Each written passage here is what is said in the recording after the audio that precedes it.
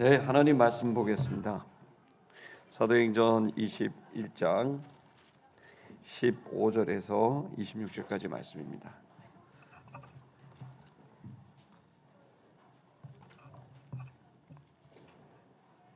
한 절씩 교독하겠습니다. 이 여러 날 후에 여장을 꾸려 예루살렘으로 올라갈세.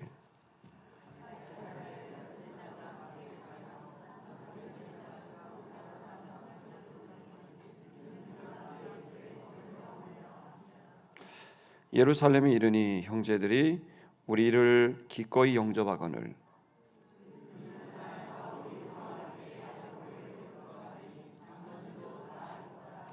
바울이 문안하고 하나님이 자기의 사역으로 말미암아 이방 가운데서 하신 일을 낱낱이 말하니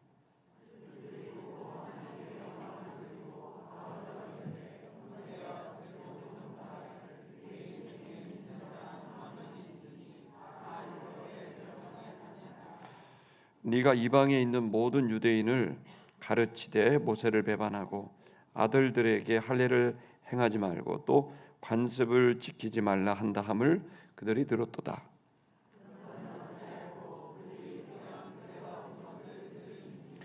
우리가 말하는 이대로 하라.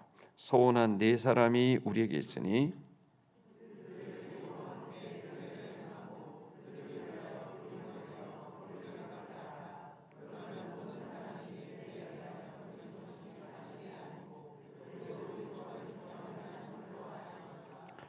주를 믿는 이방인에게는 우리가 우상의 제물과 피와 목매어 죽인 것과 음행을 피할 것을 결의하고 편지하였느니라 하니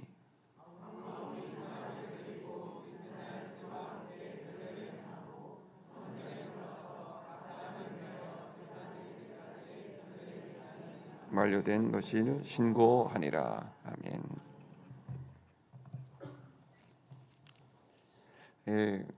오늘 이 말씀은 지난주는 사명자가 가지고 있는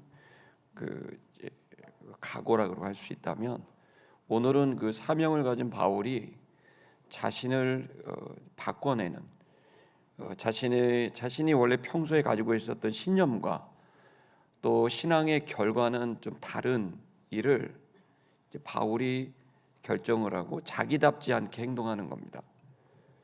그 이유는 뭐 결론부터 말씀드리면 본인이 가지고 있었던 신념과 또 본인이 가지고 있었던 신앙의 열과 다름에도 불구하고 그렇게 하기로 자신을 바꾸는 이유는 그것은 첫째는 물론 이제 하나님을 사랑한 것이고 또 하나는 이제 교회를 사랑해서 이것이 가장 맞겠다.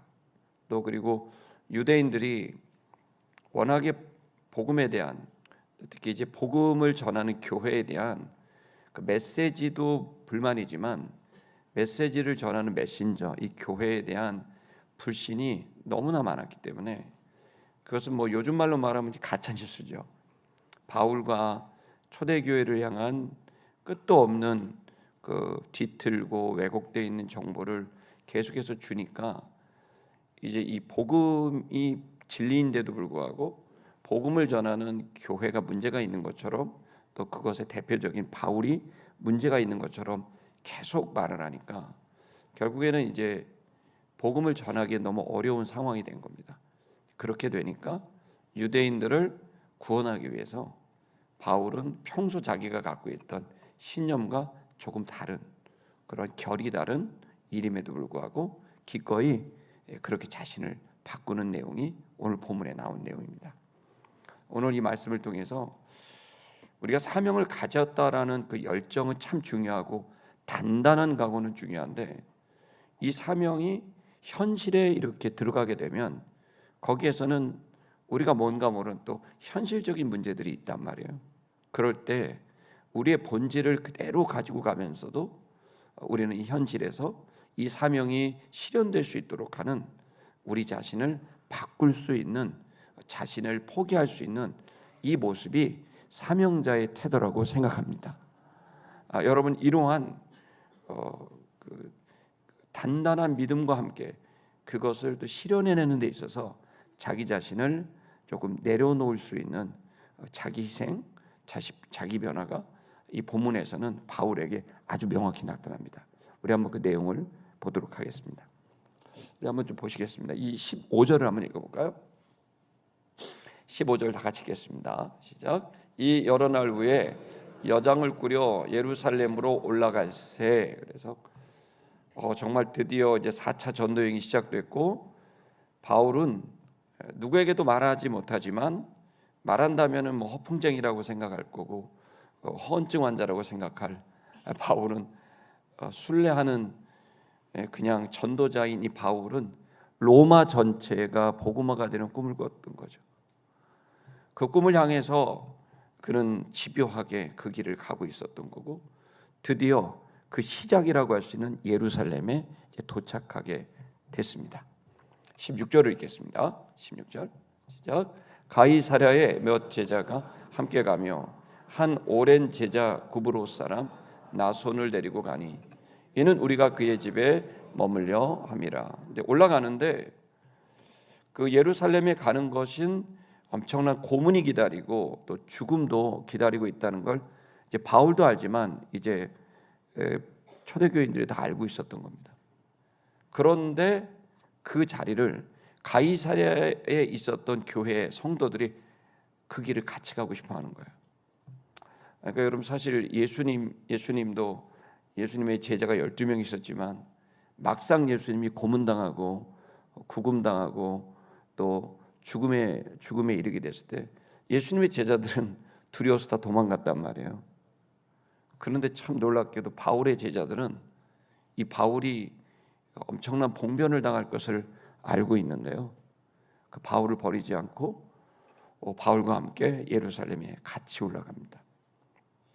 사실 여러분 우리가 생각할 때 좋은 지도자를 만나면 좋은 성장이 있을 것이라고 생각을 합니다. 그래서 기독교에 좋은 지도자가 꼭 필요로 하죠. 그런데 여러분 사실 본문을 보면 그렇지도 않은 것 같아요. 왜냐하면 바울이 낫겠어요? 예수님이 낫겠어요? 예수님이 낫겠죠. 근데 예수님의 제자는 다 도망가고요, 바울의 제자는 끝까지 함께해요. 얼마나 끝까지 함께 하는 줄 아세요? 로마까지 함께 가요. 와, 그러니까 그 고생의 자리를 함께 가고 있는 제자들이 있죠. 왜 그럴까요? 그건 지도자의 문제라기보단 여기 있는 사람들이 예수님의 3년 반 동안 예수님의 제자들은 성령의 충만함을 경험하지 못한 거예요. 명목상 제자였지 실제로 그들의 영이 새로워지지 못했죠. 그런데 이 바울의 제자들은 어때요? 성령의 충만함을 경험한 거죠. 그러니까 그가 누가 시켜서가 아니라 그 성령에 따라서 그들은 바울의 이 고문의 자리, 이 죽음의 자리 끝까지 같이 갈 용기가 그 성령의 충만함을 통해 오게 된 거예요. 여러분의 신앙은요, 저 때문에 성장하지 못했다 이런 얘기는 안 하셨으면 좋겠습니다. 여러분 각자 주님을 만나셔야 됩니다. 거듭나지 않으면, 물과 성령으로 거듭나지 않으면 실제로 내면의 변화가 오고, 불과 성령으로 세례를 받지 않으면 실제적인 변화가 없습니다. 저는 여러분들에게 이 성령 충만함의 은혜가 여러분에게 각자마다 뜨겁게 있기를 주의 이름으로 축복합니다. 자, 이 제자들은 뜨거운 열정으로 예루살렘을 향해 올라가고요, 거기 나손이라는 사람이 있는데요, 이 나손은 사실은 아주 부자입니다. 나손이 성경에 몇 차례 기록되는데 굉장한 부자인데 이 부자 나손도 함께 갑니다. 근데 사실 이 부자가 함께 간다는 건 그의 모든 비즈니스 사업이 위태롭다는 거죠. 왜냐하면 완전히 유대인들, 바리새인들, 사두개인이 지배하던 그 사회에 예수쟁이가 올라간다? 그러면 이 나손은 사실 그가 가지고 있던 사업이 굉장히 위기를 맞을 수도 있다는 뜻이거든요. 근데 나손은 전혀 두려워하지 않아요.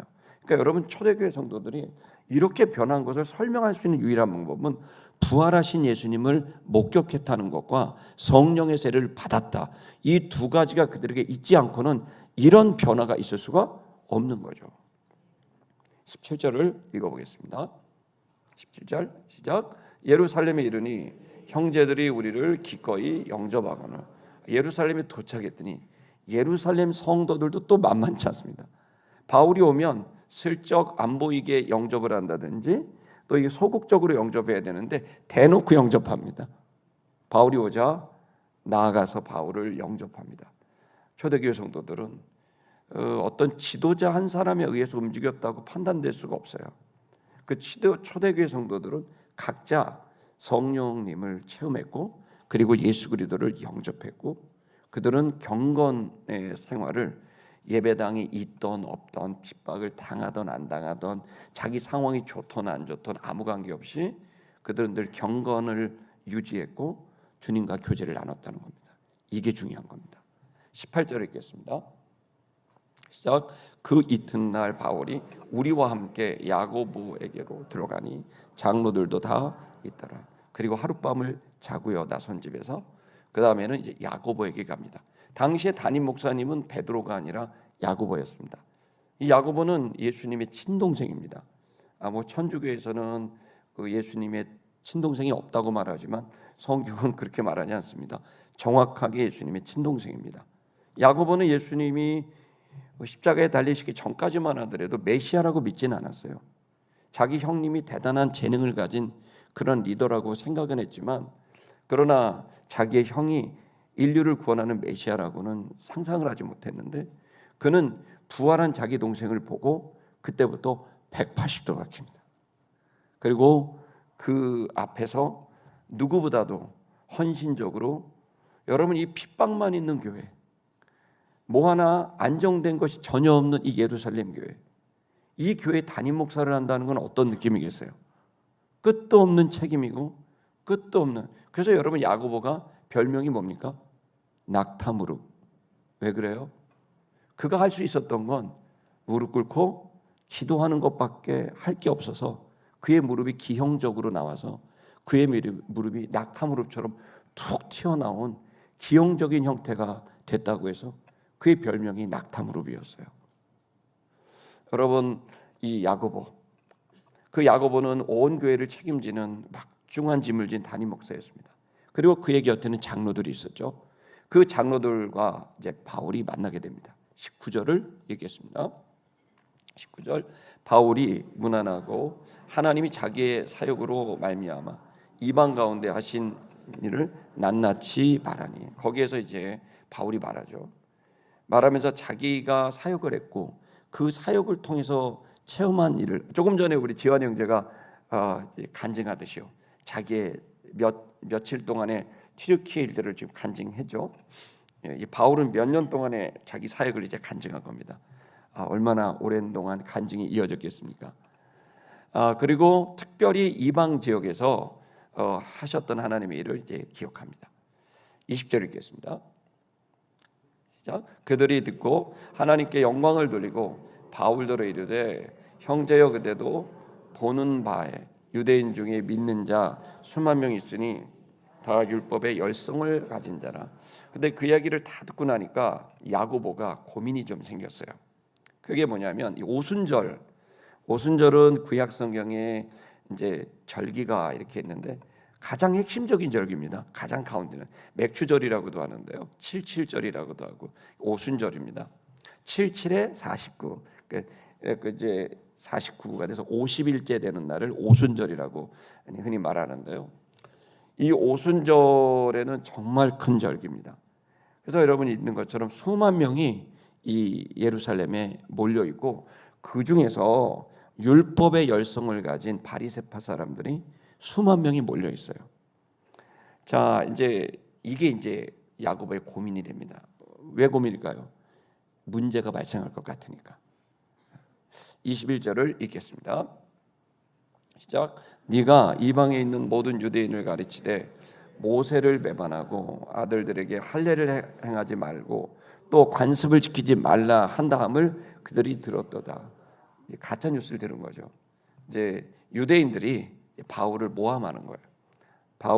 바울이 했던 말을 이용을 해서 그걸 비틀어서 얘기한 거죠. 모세를 배반했다. 바울이 모세를 배반하지 않죠. 정말 모세의 율법을 누구보다도 존중하고 율법을 중히 여기죠. 아들들에게 할례를 하지 마라. 이방인들에게는 하지 말라 그랬어요. 이방인들에게는. 그러나 유대인들에게는 당연히 하라 그랬죠. 또 관습을 지키지 마라. 율법이 가지고 있는 여러 가지 관습이 있는데 이것을 지키지 말라고 가르쳤다라고 여기 수만 명의 사람들은 그 가짜 뉴스를 듣고 지금 흥분한 상태다. 네가 만약에 거기 들어가면 이건 정말 불구덩이성이 들어가는 거다. 그러면 초대교회, 우리 교회도 문제가 일어날 수 있는 것 같다라고 하는 그 이제 생각을 나눕니다. 22절의 말씀을 읽겠습니다. 22절 시작. 그러면 어찌할꼬 그들이 필연 그대가 온 것을 들으리니 당연히 너가 지금 내가 했던 일들이 이미 유대인들이 소문을 냈기 때문에 당연히 그 사람들이 네가 온 걸 알게 될 거야. 그렇다면 어떤 일이 벌어지겠니? 23절 읽겠습니다. 23절 우리가 말하는 이대로 하라. 선한 네 사람이 우리에게 있으니. 자, 그러면서 담임 목사로서 권면합니다. 자, 우리가 말하는 대로 해라. 이 얘기는 뭐죠? 바울이 보나마나 안 할 것 같으니까 이제 야고보가 설득을 하는 거예요. 그러면서 우리가 말하는 대로 좀 해봐라. 우리에게는 서원한 사람이 네 사람이 있다. 서원한 사람은 뭐냐면 그 유대인들은 아주 독특한 그런 이제 제도가 있는데 그게 뭐냐면 하나님에게 사명을 받고 중요한 일을 하면 서원을 해요. 그러니까 약속을 해요. 일정 기간을 약속을 해서 그 일에 집중하겠다고 약속을 하고 그 일이 이루어질 때까지 머리카락을 자르지 않고 수염을 자르지 않는, 그러니까 삭도를 대지 않는, 그래서 자신이 지금 서원 중에 있다는 걸 외적으로 표현을 하고 내적으로 다짐을 하게 되는 이 나실인 제도가 있어요. 그걸 평생 하는 나실인도 있지만 부분적으로 하는 나실인 제도가 당시에 있었어요. 그러면서 이제 야고보가 얘기한 건 네 사람이 지금 이 나실인으로 서원한 사람이 네 사람이 있다. 그리고 이제 그것을 시작할 때 하나님 앞에서 시작하고 끝날 때도 성전에서 끝내는 거예요. 제사장 앞에서. 이 제도가 있어요. 그러니까 하나님께 서원한 걸 제사장 앞에 가서 성전에 가서 시작하겠습니다라고 시작하고 그것이 끝나면 성전에 가서 제사장 앞에 끝났습니다라고 약속을 하면서 끝난 것에 대한 감사의 예물을 값으로 드리는 헌금 제도가 거기에 있었던 거예요. 24절 읽겠습니다. 24절 시작. 그들을 데리고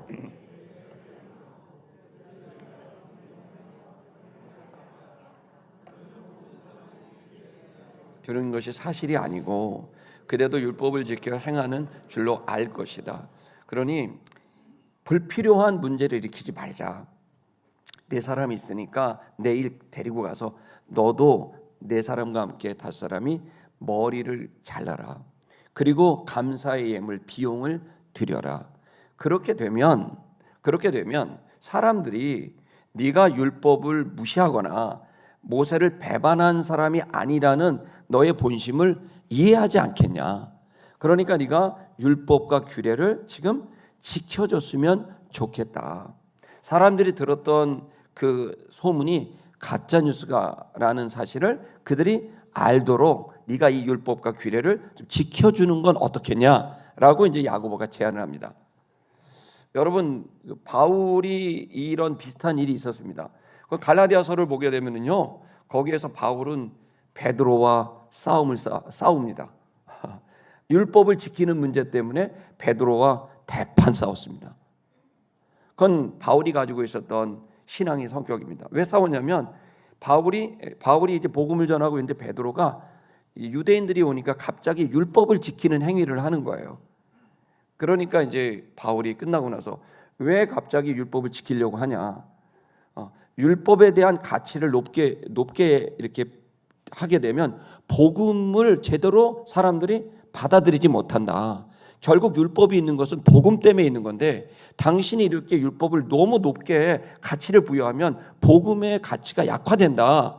그러니 절대로 복음이 우리를 구원하는 거지 율법은 귀중하지만 죄를 깨닫게 하고 복음을 믿도록 하는 그 전제 조건이 되는 거지 율법이 구원 얻게 하는 건 아니지 않냐. 그러니 율법보다 복음을 더 높은 가치로 여겨야 된다. 그래서 이런 행동은 오히려 우리에게 복음의 가치가 떨어지게 하는 것이니 하지 말아라. 그러면서 아주 신참인 바울이 까마득한 선배인 베드로한테 대들은 거예요. 그 기록이 있는 겁니다. 그러니까 사실 바울은 아주 철두철미하게 자기 신념이 아주 내면화가 됐고, 그리고 그는 절대로 타협을 하지 않는 단단한 사람이에요. 이제 그랬던 사람인데요. 이 사람이 이제 이 야고보의 제안을 들었을 때 어떻게 반응했을까요? 베드로다운 거, 바울다운 건 뭐냐면 그건 안 됩니다. 그렇게 하면은 또 안 되죠. 그러면서 아주 냉철하게 아마도 바울은 안 됩니다라고 얘기했을 텐데 웬일입니까? 그 25절을 읽어볼까요?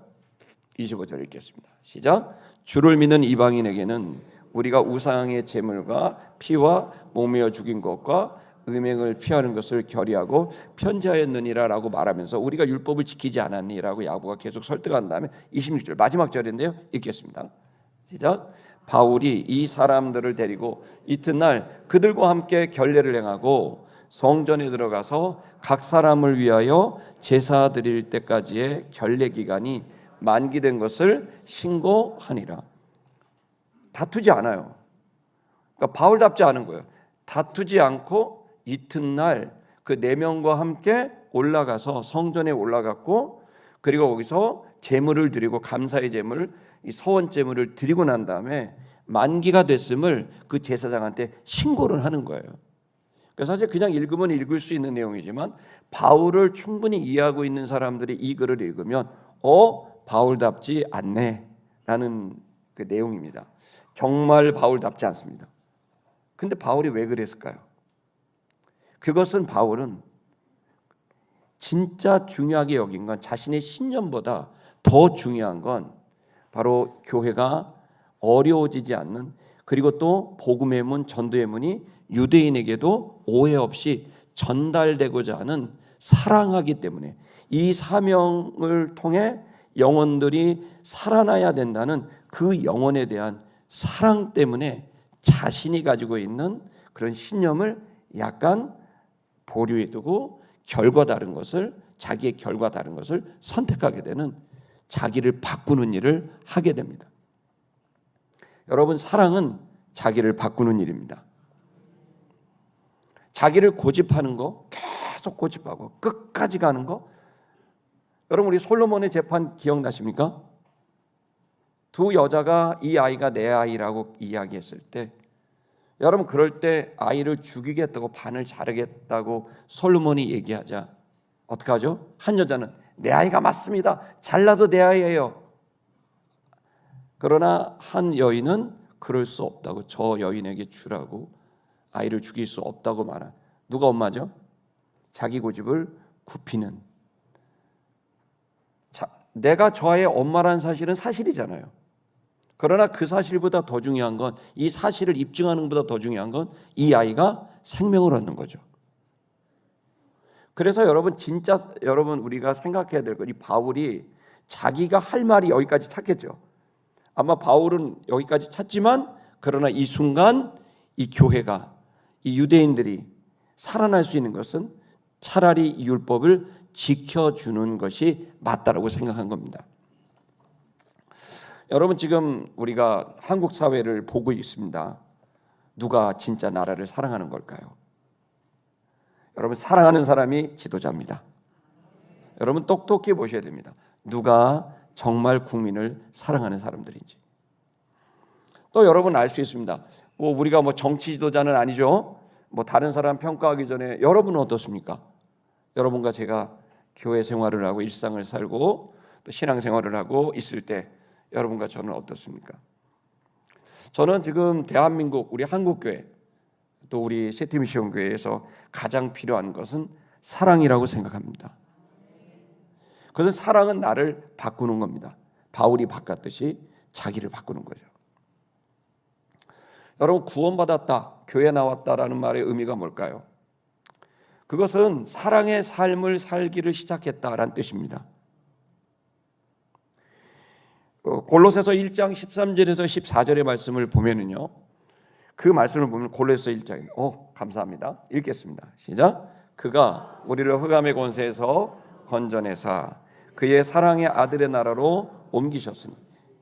여러분, 구원받았다는 뜻이 뭐냐면, 교회 다녔다는 뜻이 뭐냐면 흑암 속에 살았다가, 무지 속에 살았다가 이제는 사랑의 아들의 나라로 옮겼다라는 뜻입니다.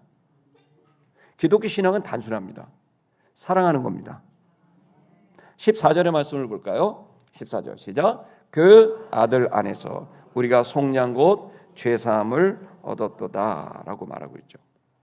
그러니까 그 사랑 안에서 우리가 속량, 죄사함을 얻게 되는, 주님도 자기를 바꾸셨죠. 예수님도 어떻게 했죠? 원래는 하나님과 동등된 분이었고 하나님과 똑같은 분이었지만 우리를 사랑해서 살리려고 그 높은 보좌에서 이 낮고 낮은 베들레헴 말구유로 오셨고, 하나님이셨고 전지전능하신 분이지만 인간의 몸을 입어서 스스로를 제한시키고 스스로를 낮은 단계로 낮추신, 자기를 포기하신, 자기를 바꾸신 분이 예수님이잖아요. 그래서 우리는 압니다. 바로 지금 사랑이라고 하는 이것은 자신을 바꾸는 것이고 상대를 위해서. 근데 사랑이라고 말하지만 상대를 바꾸려고 하는 건 사랑이 아니죠. 그건 이기심이죠. 사랑은 그 상대를 위해서 나를 바꾸는 겁니다. 이기심은 상대를 나에게 맞추라고 하는 겁니다. 그건 사랑이 아니라 이기심인 거죠. 근데 오늘날은 인본주의는 우리에게 그렇게까지 가르치진 않죠. 여러분, 그래서 가장 강력한 권위가 뭐죠? 사람을 바꾸는 힘이죠. 사람을 바꾸는 힘, 그 힘이 권위인데요. 그 권위가 여러분 어디로부터 나오는지를 우리는 알 수 있습니까? 무엇이 최고의 권위다? 사랑이다라는 겁니다. 사실은 큰 사랑과 그 사랑을 표현해낼 수 있는 몇 가지 기술만 있다면 분명히 모든 사람에게는 권위가 생기고 그 권위에 따라서 사람들이 변화되기 시작할 겁니다. 지금 우리가 고민하고 있는 대부분의 개인의 문제와 또 타인과의 문제들이 사실은 이 사랑이라는 것을 우리가 실행할 수만 있다고 한다면, 그러면 사실은 이 모든 문제들이 대부분 문제가 되지 않는 것을 알 수 있습니다. 여러분, 우리가 사실 그렇습니다. 권위 그러면 막 몽둥이 들고 군기 잡고 안 돼 그러면 바꿔지죠. 그 권위 때문에 바뀌어지죠. 그러나 여러분, 그거는 진짜 바뀐 게 아니죠. 참는 거죠. 여러분, 군대 가갖고 그 높은 사람이 너 이거 빨리 구두 닦고 해 이렇게 하면 여러분, 네 알겠습니다 하지만 속으로는 나가기만 해봐 막 그렇게 야 나가서 보자 그러지 않습니까? 여러분, 학교에서 선생님이 너 이거 계속 막 몽둥이 들고 때리고 그러면 그때는 네 알겠습니다 선생님 그러지만 사실 그때만 바꾸는 거지 계속 바뀌는 것도 아니고 그냥 마음속에 불편한 마음만 생기잖아요. 가정에서도 그렇죠. 아버지하고 어머니하고 소리만 지른다고 자녀들이 바뀝니까? 뭐 때문에 바뀌죠? 사랑해줘야 바뀌어요. 교회도 마찬가지인 거죠. 여러분, 그래서 진짜 권위는 어디서 나오냐면 사랑에서 나오는 겁니다. 그러면 참된 권위가 나오고, 참된 권위가 나오면 그러면 사람들은 바뀌어지게 되는 거죠. 지금 이 시대가 역설적이게도 타락한 시대가 되다 보니까 이 타락한 시대에는 뭐가 없겠어요? 당연히 사랑이 없는 거죠. 그래서 지금 모두 왜 국민들이 화가 났죠? 사랑하지 않으니까. 왜 그렇게 화가 난 거예요? 왜 도대체 정치 지도자들은 우리를 사랑하지 않느냐? 왜 너만 하냐? 이런 거 아닙니까? 왜 사람들이 늘 그렇게 직장 생활에 화가 나 있죠? 직장을 보니까 다 자기만 알고 그러니까 화가 나는 거죠. 나 좀 사랑해 주면 안 돼? 관심 좀 기울여 주면 안 돼? 좀 존중해 주면 안 돼? 그런 아우성 아니겠습니까? 군기 잡듯이 그렇게 때리고 정의를 얘기하고 가르치면서 하면 사람들은 그때 듣는 것 같지만 사실은 그냥 꾹꾹 참으면서 그냥 그 순간을 벗어나기만을 기다리고 있고 시계를 이렇게 보면서 이렇게 하면서 빨리 이 시간이 지나가라 그러면서 있는 거지 사실은 변화되는 게 아니죠. 그거 말하는 사람은, 군기 잡고 하는 사람은 변화된다고 생각할지 모르겠지만 사실 순수한 마음에 정말 변화를 시키고 싶어서 그러는지도 모르겠지만 사실은 그 순간 그것은 어떤 권위도 없는 거죠. 진짜 권위는 사랑하기 때문에 자기를 바꾸지 네가 바뀌어야 되라고 말하는 게 아닌 거죠. 이 시대는 참 아픈 사람들이 많습니다. 현대인들은 저를 포함한 우리 모두는 아픕니다. 왜냐하면 갈구하기 때문이죠. 존중받고 싶어 합니다. 그리고 사랑받고 싶어 합니다. 그리고 누군가에게 이용당하고 싶지 않습니다. 그리고 우리의 삶은 늘 결핍이 계속 있습니다. 그렇게 살아가고 있는 현대인들이 그게 원하는 게 한마디로 말하면 사랑인데요. 그렇기 때문에 교회가 중요하고 교인들이 중요합니다. 여러분, 우리가 신앙생활을 시작했다, 교회를 다니기 시작했다는 건 나의 가족들 중에, 그 내 친구들 중에, 내 주변 사람들 중에 그렇게 사랑에 결핍된 사람들, 그 사람들에게로 내가 흘러가서 그들에게 사랑을 채워주는 일, 그것이 우리가 해야 될 일이고 사명이라는 사실을 우리는 믿고 있습니다. 그래서 우리는 기독교인은 뭘 믿고 있냐면 사랑이 세상을 바꾼다라는 걸 믿고 있습니다. 근데 여기서의 사랑은 내 이기적 사랑이 아니라 내가 누군가를 위해서 나를 바꾸는 사랑을 말하는 겁니다. 내가 예를 들어 자식을 사랑하면 자식을 위해 내가 좀 나를 바꾸는 겁니다. 우리 자식이 좀 담배 끊기 싫어하면 내가 담배를 좀 끊는 겁니다. 이게 사랑입니다.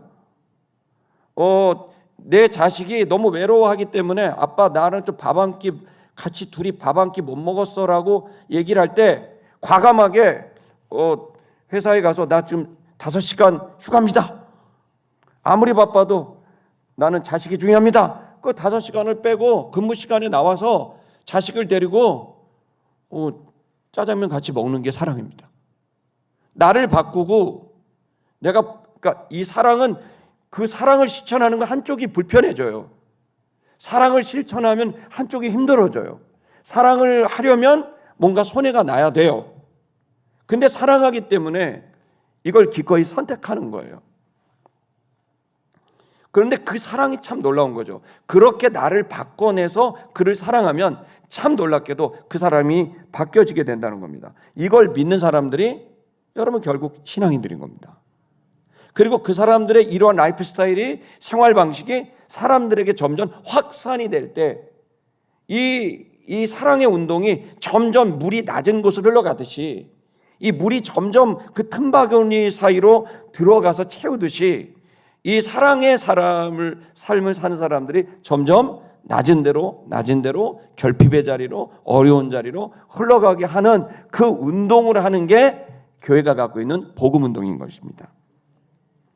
결국 사랑이 없으면 아무것도 아닌 거죠. 우리는 너무나 잘 압니다.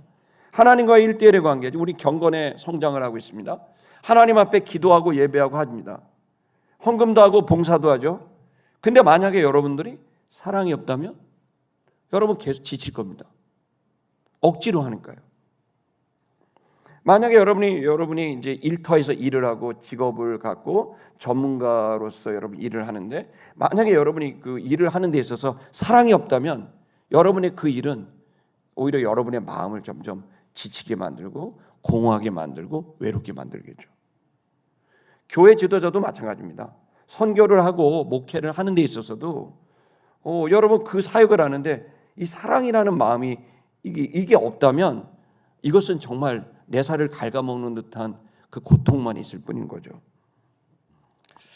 여러분 결국 우리에게 이 모든 것은 결론은 한 가지입니다. 사랑으로 하는 겁니다. 근데 이 사랑은 생각할 땐 그냥 우리는 여기서 아멘 하셨으니까 이제 이번 주에 사랑하실 것 같습니다. 할렐루야. 근데 여러분 이벤트식으로 간헐적인 행동은 사실 사랑은 아닙니다. 아까 얘기한 대로 네가 바뀌어야 되라고 하는 건 사랑이 아니듯이, 내가 바뀌는 게 사랑이듯이 한 번 하는 건 사랑이 아닙니다. 희망 고문입니다. 사랑할 것처럼 해놓고 계속 다시 돌아가면 그건 고문입니다. 오히려 요즘 그 희망 고문이라 그러더라고요. 희망을 갖게 해서 괴롭게 하는 이벤트식의 사랑은 사실은 사랑이 아닙니다. 그건 더 괴롭게 하고 관계를 깨지게 만들고 궁극적으로는 화나게 만듭니다. 그래서 사랑한다는 건, 교회에서의 사랑한다는 건 계속 사랑한다는 겁니다. 끊임없이 계속 오랫동안 사랑을 붓고 헌신해주고 붙잡아줘야 되는 거죠. 여러분, 지난 연말에 우리 백은옥 목사님 가족이 그 독일 이렇게 스위스 여행을 다녀오셨더라고요. 가서 이제 거기서 괴테하우스 갔다 왔냐 그랬더니 갔다 오셨다 그러더라고요. 제가 괴테를 좋아하거든요. 근데 괴테 거기 가시면은 이제 어느 나라 가보면 그 괴테가 아주 세계적인 문화 아닙니까? 근데 이제 괴테가 그렇게 세계적인 사람이 되기 전에 자기 일기장에 몇 가지 이제 일어났던 얘기가 있는데 그 중에 하나가 뭐냐면 괴테가 다녔던 초등학교에서 말이에요.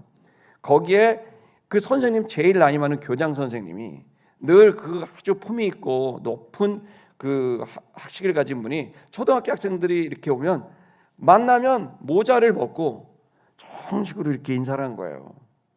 그 선생님이. 그러니까 이제 괴테가 똑똑하니까 너무 이상하니까 어느 날 물어봤대요. 괴테가 선생님 왜 저희들한테 인사하냐고. 그것도 모자를 이렇게 벗어갖고 완전히 그냥 높은 왕에게 하듯이 이렇게 인사를 했더니 그 선생님이 하는 말이 너희 중에 몇몇 사람들은 이 최악의 독일을 최고의 독일로 만들어낼 것이다. 그 지도자가 너희 중에 있어. 그래서 나는 지금 미리 경의를 표하는 거야. 그러면서 이 선생님이 지금은 아이들이지만 이 아이들에게 최선을 다해서 왜? 훗날 독일의 지도자들이 될 거니까. 그 독일의 지도자 그 최악의 상황에서 그 독일의 지도자가 될 걸 바라니까 그 학교에서 그 자리를 지키면서 끝도 없이 아이들이 올 때마다 그 하나하나의 경의를 표하면서 존중하며 가르쳤던 그 선생 얘기를 괴테가 쓰면서 그 사랑이 그 헌신이 오늘날 독일을 만들었다라는 얘기를 제가 본 적이 있습니다. 여러분, 지금 우리들이 사랑이라고 하는 거는 사실은 어느 날 한번 딱 하면 기분 좋아, 와 좋다 이러고 끝나는 게 아닙니다. 그렇게 해서는 사람이 안 바뀝니다. 왜냐하면 사람은 쉬운 존재가 아니에요. 여러분 어떠신지 모르겠지만 저는 되게 복잡한 존재예요. 뇌가 이렇게 다양한 생각들과 정체성과 이런 것들이 있어요. 그러니까 이런 인간이 바뀔 수 있다는 건 기적이고 불가능해 보이는 거예요. 근데 유일한 방법이 사랑이에요. 감동을 받고 감화를 받으면 눈물을 쏟고 통회하면서 속이 뒤집어지면서 생각이 바뀌어지게 되거든요. 근데 그게 어느 한순간 됐지만 또 돌아오고 또 돌아오고 또 돌아옵니다. 그래서 사랑이 이게 완전히 물리적으로 화학적으로 변화되게 되기 위해서는 일회적인 간헐적인 것 갖고는 안 되고 계속 사랑을 하다 보면 그곳에서 점점 바뀌게 되는 거죠. 여러분, 그래서 사람을 바꾸는 방법은 유일한 건 사랑하는 건데 그 사랑은 그를 위해서 나를 바꾸는 것이고 나를 바꾸는 일을 한 번 하는 게 아니라 간헐적으로 하는 게 아니라 계속 하는 거예요. 그리고 믿는 거죠. 10년이고 20년이고. 그럼 어떤 일이 벌어지죠? 예상치 못한 순간이 옵니다. 할렐루야. 예상치 못한 순간, 그걸 전문용어로 철들었다 이렇게 말하는데요. 어느 날 철이 딱 듭니다. 주로 군대 가면 좀 들더라고요. 어느 날 갑자기 엄마가 나한테 맨날 안 해준 것만 생각나다가 어느 날 번쩍 하더니 엄마가 그동안 해준 것 때문에 내가 여기까지 왔구나. 그러면서 갑자기 어머니의 사랑이 생각나고, 그리고 나도 점점 확장이 되면서 선생님도 누구도, 그러면서 점점 사람들에 대한 관점이 달라지게 되는. 사랑은 굉장히 놀라운데 시간이 걸립니다. 그래서 여러분, 우리는 지금 이걸 믿어야 됩니다. 아멘. 기독교인들은 이걸 믿고 갈 거냐 안 믿고 갈 거냐. 여러분, 우리 인간관계에서 할 말 많습니다. 엉터리 같은 말을 해도 듣고 참을 때도 있고, 또 어떤 경우에는 모욕을 당해도 참을 때도 있어야 됩니다. 그게 다 나를 바꾸는 겁니다. 그것은 믿는 거예요. 그렇게 하면 결국에는 사랑의 기적이 일어날 거라고 믿는 이상주의자들이에요. 근데 저는 이것이 실제로 일어나기 때문에 저도 그렇게 바뀐 적이 있고, 여러분도 그렇지 않았습니까? 이 자리에 온 사람들이 증언하는 건 지환 형제도 지금 이 여행이 그를 바꾸기 시작했거든요. 어느 날 우리는 바뀝니다. 근데 그걸 한마디로 얘기하면 뭐죠? 사랑이었던 거예요. 사랑이라는 것을 느꼈을 때 우리는 바뀐단 말이에요. 그 누구에게나 다 적용되는 거예요. 어느 민족이나 또 어느 지역이나 어떤 상황이나 똑같아요. 그래서 우리가 지금 초점을 맞춰야 될 것, 대한민국이 초점을 맞춰야 될 건 가장 중요한 시금석, 지도자를 보는 시금석. 그는 사랑하느냐? 그는 자기를 바꾸려고 하느냐? 남을 바꾸려고 하느냐? 그는 한 번 한 번 그때그때마다 임시적으로 임기응변으로 바꾸느냐? 아니면 계속 꾸준히 바꾸느냐? 그걸 봐야 돼요. 여러분, 내가 바꾸려면 나에게는 장애물이 있어요. 질병처럼. 신앙적인 용어로는 원죄고요, 일반적인 용어로는 오만이에요. 그것은 고정관념이고 그것은 타성이에요. 우리는 고정관념이 있어요. 내가 가지고 있는 고정관념이 있고 그 고정관념을 딱 갖고 살죠. 나이가 먹는다는 것은 참 우리에게는 인격이 생기고 판단력이 생기고 여유가 생기고 좋지만, 나이가 먹는다는 것은 또 단점이 하나 있어요. 그건 뭐냐면 내가 가지고 있는 이 고정관념이 단단해지게 되니까 완고해지게 되고 변화가 없고 순수성이 좀 떨어지고 도전하지 않죠. 저는 여러분과 저에게 시간이 가면 갈수록 우리가 가지고 있는 고정관념이 깨어지게 되고 선입관이 깨어지게 되는 열려있는 마인드, 열려있는 마음이 저와 여러분에게 있기를 축복합니다. 여러분, 우리는 알아야 됩니다. 뭘 알아야 되면 생각의 불완전성. 우리는 생각이 불완전합니다. 어떠세요? 저는 가끔 생활을 해오다가 깜짝깜짝 놀라는 건 내가 확신했던 게 아닌 것을 발견할 때 여러분 뒷골에서요 정말 식은땀이 줄줄 흐릅니다. 그때마다 느끼는 건 내가 확신한 것에 대한 의심, 내가 지금 확실하다고 생각했던 것을 나는 그냥 이걸 확실해, 저 사람은 저런 사람이야, 일은 이거야, 저건 저거야 라고 하는 내가 살아오면서 형성되어 있는 이 고정관념과 확신은 여러분들을 변화시키지 못하게 하는 가장 큰 장애물이 될 수 있어요. 그래서 우리는 계속 의심해 봐야 돼요. 내 생각의 불완전성, 내 생각은 한계가 있다. 그리고 내가 갖고 있는 불완전성, 나는 대단히 모순적인 모습도 있다. 나의 지식의 한계, 나의 모순적인 인격, 이런 것들을 우리가 받아들일 열린 마음이 필요합니다. 만약에 그렇지 않고 내가 가지고 있는 고정관념과 이것을 계속 고집하고 이건 이거야, 니들은 몰라, 이것만 맞아, 니들이 아직 몰라서 그래, 안 해봐서 그래, 살아봐, 네가 해봐, 그러면 알게 될 거야 딱 이래버린다고. 그러면 그 사람이 계속 그 사람이 공동체 속에 있으면 죄송한 말인데 어느 날 투명인간이 될 가능성이 높아요. 왜냐하면 그 사람하고 누군가 대화하기가 어려워요. 그리고 여러분 그렇게 돼버리게 되면 여러분 그 사람은 세상이 바뀌고 생각이 바뀌어지는데 얼마나 세상이 놀랍게 바뀝니까? 지금은 피지컬 AI가 나왔어요.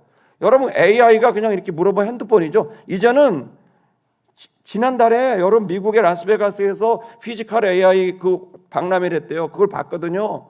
놀라운 거예요. 로봇인데 진짜 사람의 형태를 갖고요. AI요. 얼마나 똑똑해. 나보다 더 똑똑해. 질문을 던지면 모든 대답을 다 하는 거예요.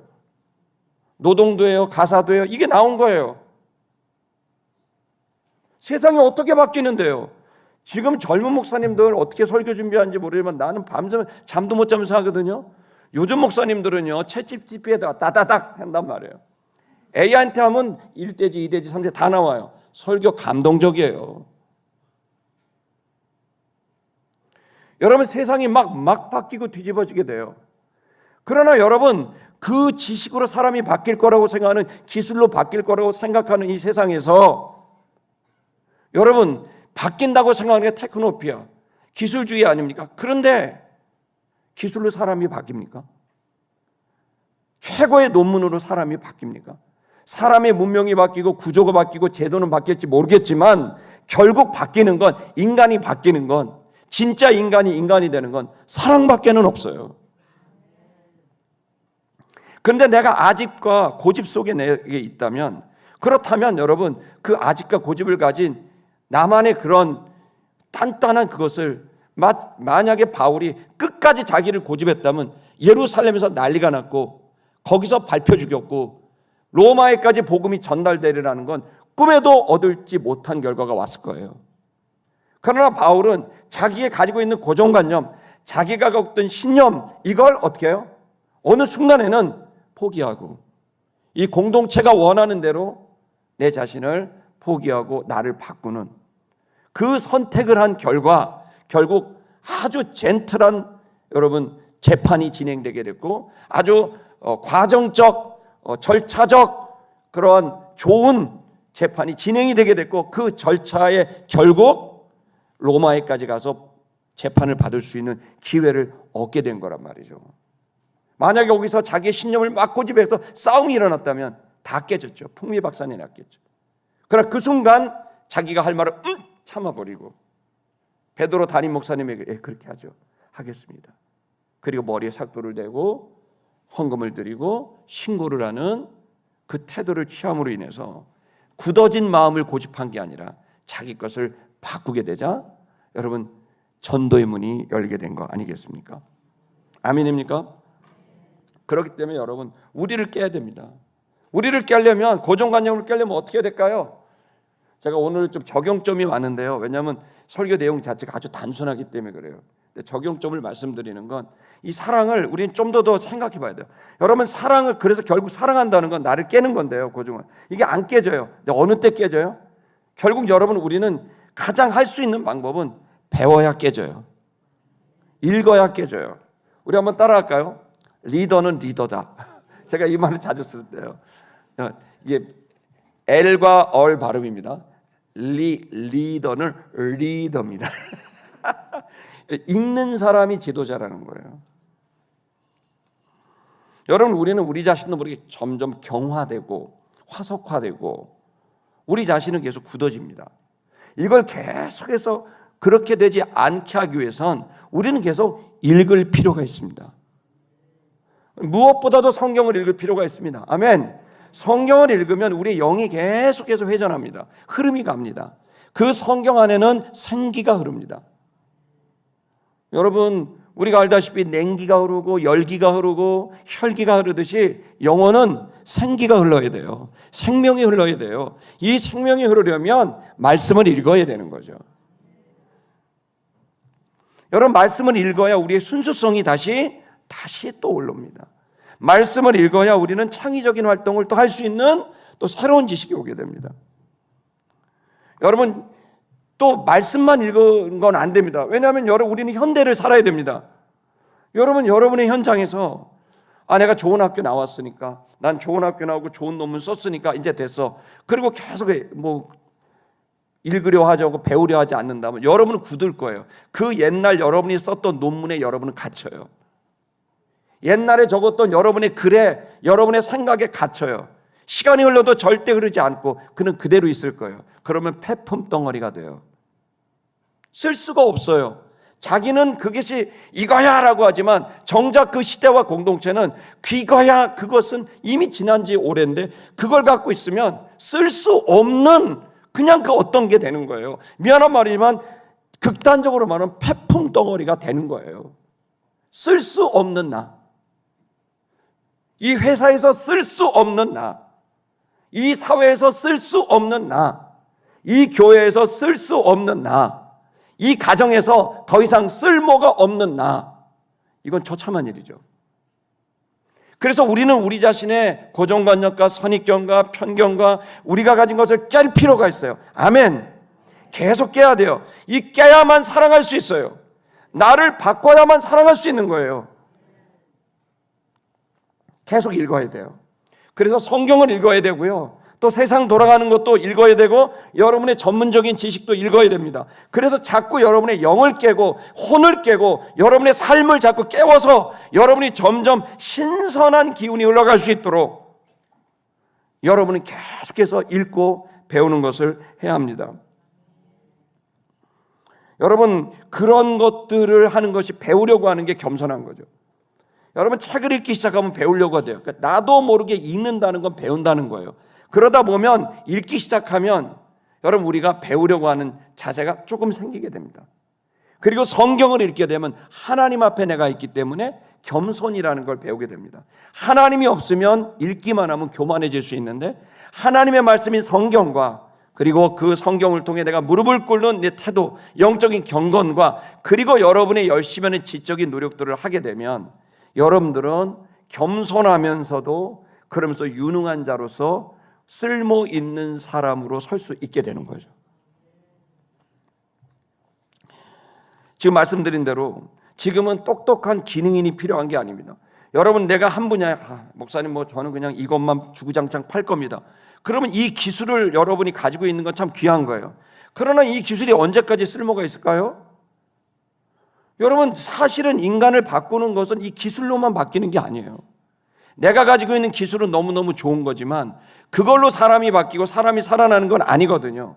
사람이 살아나고 일어나는 건 인격에서 나오는 거고 그리고 하나의 기술이 아닌 정말 어떻게 보면 좀 보편적이고 폭넓은 그렇죠? 똑똑한 인물보다는 폭이 넓고 깊은 예지력이 있고 그리고 사람을 품어낼 수 있는 인격이 있는 그런 사람들이 사람을 바꿔낸단 말이에요. 그래서 여러분 진짜 어려운 이제 우리 교회 성도들이 지금 너무 똑똑한 사람이 많아요. 내가 볼 땐 너무 똑똑하고 좋은 학교를 나온 사람이 많은데 저는 그분들한테 얘기하고 싶은 건 여러분이 아무리 좋은 학교를 나와도 그것이 여러분 사람을 바꾸지 못하고 여러분의 가족을 바꾸지 못해요. 여러분에겐 사랑이 필요한 거예요. 저에게도 마찬가지고. 근데 사랑을 하려면 내가 자꾸 바뀌어야 돼요. 왜냐하면 대상이 바뀌거든요. 어머니를 사랑하는 방식과 아버지를 사랑하는 방식과 후배를 사랑하는 방식과 선배를 사랑하는 방식 각각 대상에 따라 바울은 유대인에게는 내가 유대인이 됐고 헬라인에게는 내가 헬라인이 됐다고 말을 하는 그 대상을 사랑하기 위해서 나를 바꾸는 거예요. 내가 대학생을 대할 때와 지금 제가 가끔 우리 유치부 애들이랑 신방하고 전 신방도 하거든요. 초등학생들 걔네들이랑 신방에서 밥 먹으면 배울 점도 있어요 사실은. 근데 걔네들이랑 대화하려면 걔네들의 눈높이를 맞춰야 돼요. 초등학교 1학년들 고민 많아요. 초등학교 1학년들이 고민이 엄청 많더라고. 들어보세요. 걔네들 얘기 듣다 보면 그래 야 너나 나나 비슷하다 야. 여러분 눈높이를 맞추다 보면 그를 사랑하는 법이 보여요. 이렇게 보면 안 보여요. 야 이것도 못하냐? 라떼 알잖아요. 라떼. 내 때는 말이야. 이것도 고생이냐? 우리야 145 태때 막 이러면서 막 이것도 고생이냐? 내가 월남전에야 이것도 못하냐? 내가 쿠웨이트 사막에서 내가 리비아인의 모래바람 맞으면 이런 얘기를 하면 그거는 맞는데 듣는 입장에서는 조선시대 임진왜란 얘기 같은 얘기인 거예요. 와닿지가 않는 거예요.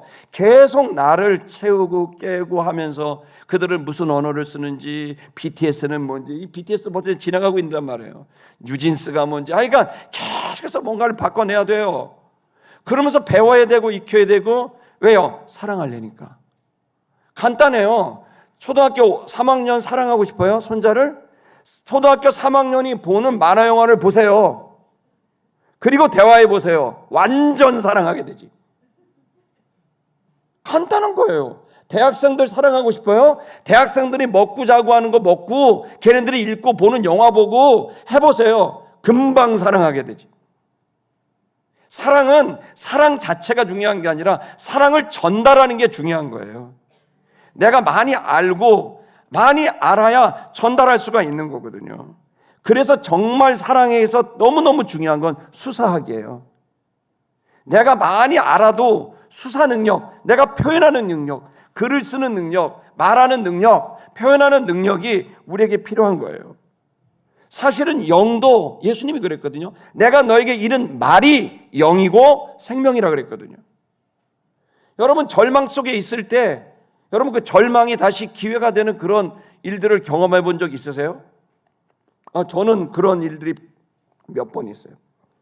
군대를 제가 심하게는 안 다녀왔지만 제가 군대를 24살에 갔거든요. 25살에. 너무 늦게 갔어요. 근데 훈련을 하는데 다들 너무 지치는 거예요. 유격을 하는데. 그때 정말 소대장님의 명언이 진짜 정말 놀라웠어요. 그 소대장님이 나오더니 제가 다 기억은 안 나지만 그때 소대장님이 딱 말을 하는 거예요. 절망 속에 있는 사람들, 니네들 여기서 포기하면 인생 전체의 포기만 기다리고 있어. 근데 너희가 이걸 이겨나가면 네 인생에 못할 일이 없어. 할 거야 안 할 거야? 하겠습니다. 간 거예요. 잊을 수가 없다니까. 그분이 나보다 어렸어. 23살이었거든 23살에 바쁠때기 하나가 그 얘기를 하니까 수십 명이 벌떡 일어나서 다리에 쥐가 나고 발톱이 빠질 것 같고 그 괴로운데 그걸 일어나서 가더라고요. 어떤 사람의 언어는요, 잘 나가는데 망치는 언어를 하는 사람이 있고요, 어떤 사람은 절망이 있는데 살리는 언어를 하는 사람이 있어요. 그 마음이 뭔지 아세요? 사랑이에요. 그래서 이 사랑은 사랑 자체가 사랑 자체가 중요하지만 그 사랑이 아무리 있어도 사랑을 표현하는 법을 여러분 결정하지 않는다면 끝도 없이 의심하며 살아가게 될 거고, 사람을 사랑하는 살리는 언어를 경험하지 못하며 갈 수도 있습니다. 여러분의 언어는 절망을 연상시키는 언어를 합니까? 아니면 희망을 연상시키는 언어를 합니까? 그래서 여러분 저와 여러분에게 사람을 살리는 언어가 필요합니다. 그건 다른 게 아닙니다. 그 사람을 세워주는 언어를 쓰면 됩니다. 뭘 하면 된다고요? 세워주는 언어를 쓰면 됩니다. 인정해주고 세워주는 겁니다. 간단합니다. 여러분, 이것은 그래도 진실이 있는데 그걸 어떻게 무조건 좋다고 말하고 무조건 나쁘다, 그 맞긴 맞거든요. 근데 그렇게 생각을 하면, 그렇게 언어를 하기 시작하면 마음이 굳어지고 싸움이 생기고 분란이 생겨요. 사람은 언제 기분 나쁜지 아세요? 옳은 말을 할 때예요. 틀린 말을 하면 화가 안 나. 웃기고 있네 그러면 말아요. 근데 맞는 말을 하잖아요. 그걸 뼈 때린다 그러거든요. 맞는 말을 하면 뼈가 아파. 지나 잘하라 그렇지. 그러면서 원수가 돼요. 옳은 말을 하면 원수가 많아요. 그래서 옳은 말을 잘해야 돼요. 여러분, 그래서 수사학은 너무 중요한 거예요. 수사학이 옛날부터 달라요. 군대에 가면 군대의 수사학이 있어요. 군인은 군인같이 말해야 돼요. 선생님은 선생님처럼 수사학을 구사해야 돼요. 회사 대표는 회사 대표답게 수사학을 구사해야 되고요. 학원 선생님은 학원 선생님답게 말을 해야 돼요. 나는 안 바뀌어. 나는 뭐 어딜 가나 한결같아. 똑같아. 나는 내 길을 갈 거야. 그래 보세요. 그 사람들은 정확하게 아무도 없어져요. 왠지 아세요? 누군가를 위해 나를 바꿀 줄 알아야 돼요. 어디 가서는 근엄하게 말할 수 있고 어디 가서는 개그맨이 될 수도 있어야 돼. 그건 그 사람을 사랑하고 그 공동체를 좋아하고 거기가 살아나기를 바라는 나를 바꾸는 사랑의 행위인 거예요. 우리가 좀 더 한 가지만 더 얘기하고 마칠게요. 결국 그러한 수사학을 가지려면 우리나라는 말이 앞서는 사람을 되게 싫어해요. 왜냐하면 상처가 5,000년 동안 상처예요. 말 많은 사람한테 당했거든. 말 잘하는 사람한테 당했거든요. 만병통치약인 줄 알았더니 돈을 베린 거죠. 그래서 말을 잘하면 일단 의심부터 해요. 그래서 말하는 직업은 늘 욕을 먹어요. 우리나라에 철학자가 없고 연설가가 없는 이유가, 메신저가 없는 이유가 여기에요. 메시지를 못하는 게 아니라 대중들이 믿지를 않아요. 말을 어눌하게 해야 믿어요. 그리고 수사학을 표현할 때 약간 솔직하게 해야 믿어요. 자기의 치부를 드러내야 믿어요. 왜냐하면 사람들은 일단 말하는 사람을 믿질 않아요. 그 이유가 뭐냐면 삶에 대한 거예요. 그 사람이 아무리 좋은 말을 해도 그 사람의 삶이 좋지 않으면 더 화가 나는 거예요. 그 사람이 사랑을 말하지만 희생하지 않으면 화가 나는 거예요. 이 설교도 지금 되게 부담스러워요. 저는 목사님 잘하고 계십니까? 물어보면 그런 거 묻지 마세요. 저한테 성령 충만 받으세요. 삶을 잘 살려면 저는 딴 거 없습니다. 시간 관리를 해야 됩니다. 시간을 써야 됩니다. 자신의 시간을, 제가 아까도 말씀드린 대로 중요한 시간, 그게 사랑하는 거예요. 정말 사랑한다면 여러분 스케줄을 바꾸세요. 사랑한다면 스케줄을 바꾸셔야 돼요. 여러분이 정말 사랑하는 사람을 위해서 시간을 바꿔야 돼요. 아니 내가 뭐 놀러 갈 거 다 놀러 가고 뭐 여기 갈 거 다 가고 막 하면서 그러면서 사랑한대. 그건 말인 거죠. 그럼 누가 그 말을 믿겠어요? 여러분, 우리는 지금 우리가 정말 사랑하는 일에 시간을 써요. 여러분의 24시간을 한번 보세요. 그 시간에서 무엇을 위해서 우리가 시간을 쓰고 있는지. 정준 간사님, 누가 지금 사귀고 그러는데 와갖고 주은 씨 사랑합니다 그렇게 얘기를 하면, 근데 시간도 안 주고 돈도 안 써. 그거 사랑하지 않는 거예요. 진리를 가르쳐 줄 거야. 사랑한데 돈도 안 써. 왜 사랑하는데 돈을 어떻게 안 써? 사랑한데 시간도 안 줘. 바쁘대. 진짜 사랑하는 거 아니야. 그 사람한테 꼭 얘기해야 돼. 사랑은 스케줄을 바꾸는 거라고. 나한테 소중한 걸 주는 게 사랑이지. 쓰다 남다 완전히 떨거지 같은 거 주는 게 사랑이에요? 그건 사랑이 아니죠. 여러분, 우리는 지금 우리를 바꾸는 것에 대해서 바울에게부터 도전을 받은 겁니다. 바울은 자기답지 않은 일이지만 자기를 깨서 자기를 바꿔서 공동체를 살리기로 결정하고, 할 말이 여기까지 올라왔지만 꾹 참고 안 하고 그 담임 목사와 장로들의 말에 순종해서 그 나시린의 결례를 행하게 됩니다. 예수님도 그랬어요. 예수님도 우리를 사랑하기 위해 자기를 바꿔내신 거예요. 어떻게 신이 인간이 되냐고요.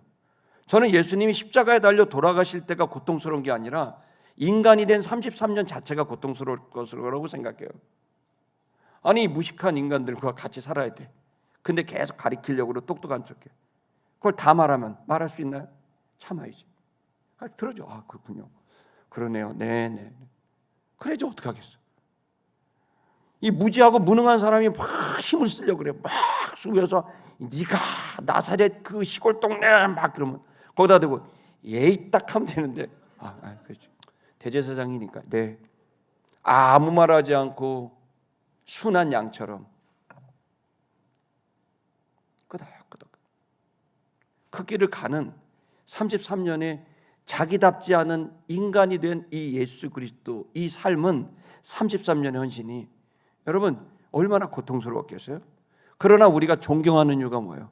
그 신이 이 낮고 천한 인간으로서 존재하시면서 그곳에서 모르면 제자들의 눈높이에 맞춰서 못 알아들으니까, 야 봐봐, 저 나라 새 보지, 저 새 봐라, 저기요. 저 새들도 야 집이 있다. 야 저기 저 봐라. 뭘 봐라? 포도나무를 봐라. 뭘 봐라? 와, 그거 굳이 그렇게 예화를 들으셔야 됩니까? 못 알아들어요, 어부들이. 그러니까 거기에 맞춰서 일일이 얘기하고, 예수님은 십자가에 달리시기 전의 메시지와 부활하신 다음의 메시지가 다르고, 그리고 승천하신 다음에 주의 종들을 통한 메시지가 또 달라요. 왜요? 못 알아들으니까 다 말을 안 해요. 알아들을 수 있는 만큼만 말해요. 알아들을 수 있는 만큼만 표현해요. 그게 사랑이에요.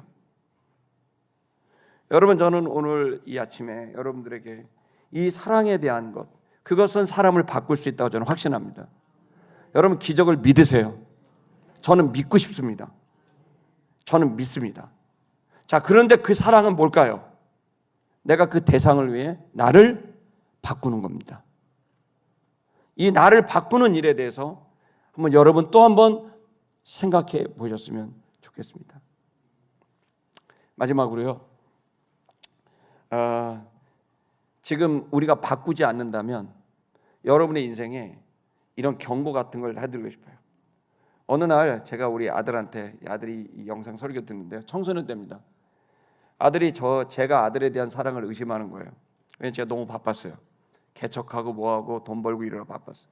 근데 아들이 딱 있는데 어느 날 너무 외롭다서 같이 있어줬어요. 그랬더니 아들이 저보더니 그냥 가세요. 그러더라고요. 나 같이, 야 내가 아빠지 않니? 그래서 또 그랬더니 불편해요. 정말 나를 사랑한다면 내 친구처럼 해줘요. 아빠처럼 하지 말고. 난 내가 뭐 두들겨 마신 것 같은 거야. 입만 열면 가리키려고 그래. 목사병, 아빠병, 전문 용어로 꼰대짓. 계속 이래라 저래라. 아빠 불편해요. 그리고 딱 그때 내가 느껴요. 아, 내가 누군가를 위해 나를 주어도 그는 나를 좋아할까? 내가 누군가를 희생하고 내가 줘도 그 사람은 정말 나를 사랑이라고 느낄까? 나는 얼마나 오만하고 나는 얼마나 내 안에 갇혀 있나? 난 내 모습을 보지 못하는 바보가 아닌가? 여러분, 바꿔야 행복해요. 바꿔야 기적이 있어요. 이 한 주간 여러분 그렇게 바울처럼 예수님처럼 바꿔봅시다. 찬양하겠습니다.